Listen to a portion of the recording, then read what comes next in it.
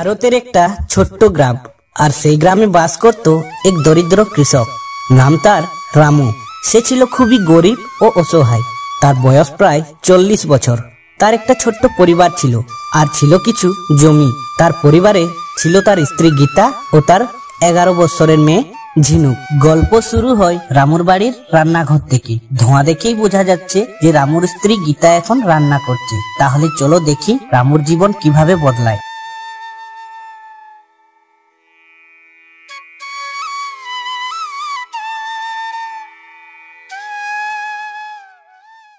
রামু, আজ যে চালটুকু শেষ হয়ে গেল। কাল থেকে শুধু খালি হাঁড়ি থাকবে। চাল একদম শেষ হয়ে গেছে। কালকে কি রান্না করব বুঝতে পারছি না। ভয় পাস না গীতা, আমাদের নিশ্চয় কোনো না কোনো উপায় বের হবেই। কি করব বলো? এই দারিদ্রতা আমাদের পেছনই ছাড়ছে না। আরে ভগবান চোখে জল দেখেন, বুঝেছো? তিনি কোনো না কোনো ব্যবস্থা অবশ্যই করে দেন। তার 11 বছরের মেয়ে ঝিনুক মাটি দিয়ে একটা ছোট্ট পুতুল বানিয়ে খেলছিল। সেই পুতুলের চোখে সে নিজেই রং করে। তার মন ভালো হয়ে যায়। সেই পুতুলের সাথেই সে সারাদিন খেলতে থাকে। সন্ধ্যায় রামু ধান খেতে কাজ সেরে ফিরছিল। হঠাৎ গ্রামের পুরনো বটগাছের নিচে এক বৃদ্ধা মহিলাকে দেখে এই যে বাবা রামু, চিনতে পারছিস না? আমি তোদের আগের বংশের মায়া। কালে কালে ফিরি কেবল তোদের কাছে, যাদের হৃদয় সৎ হয়। আপনি কে ঠাকুমা? কিভাবে আমার নাম জানলেন? জানি জানি, আমি তোদেরই কালিরই মায়া। সেই জিনিস দেব যা অভাবকে আশীর্বাদে বদলে দেবে।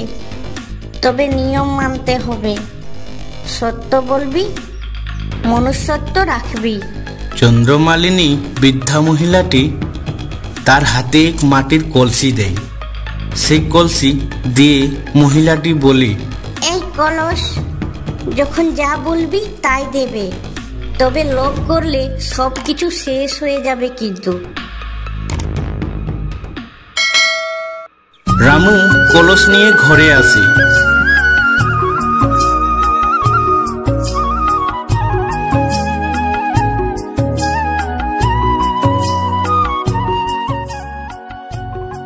গীতা অবাক হয়ে দেখে, এটা কোথায় পেলি? রামু গীতাকে জবাব দেয়, এক বুড়ি দিয়েছিলেন, বললেন যা চাস বল, কলস তা দেবে। বিশ্বাস করিস? ঝিনুক দুষ্টুমি করে বলে, তাহলে বলি কলস মায়ের জন্য মিষ্টি দে তো।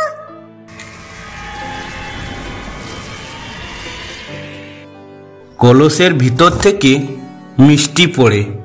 সন্দেশ, রসগোল্লা, নারকেল এইসব কলসের ভিতর থেকে বেরে। সবাই বিস্মিত। গীতার চোখ জল জল হয়ে ওঠে। দিনে দিনে কলসের দাম বদলাতে থাকে। চাল, ডাল, পাট, এমনকি গরুও পায় তারা।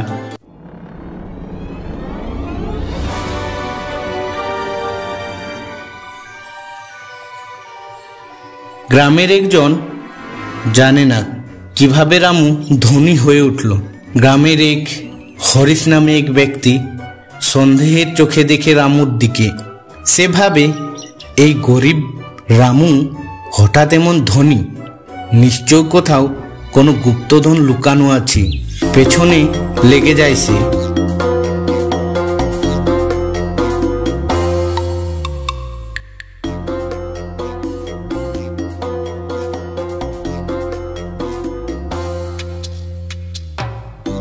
একদিন ঝিনুককে ফুসলিয়ে কলস নিয়ে নেয়।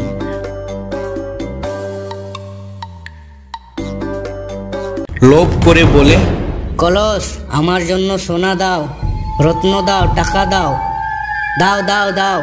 কলস হঠাৎ উল্টে পড়ে যায়।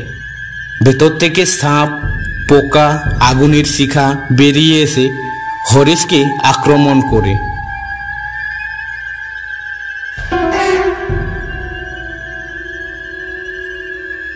হরিশ অজ্ঞান হয়ে যায়।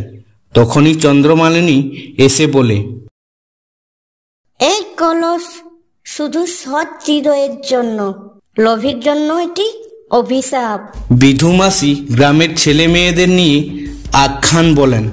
রামু গীতার সৎ পথে চলার গল্প হয় চিরন্তন।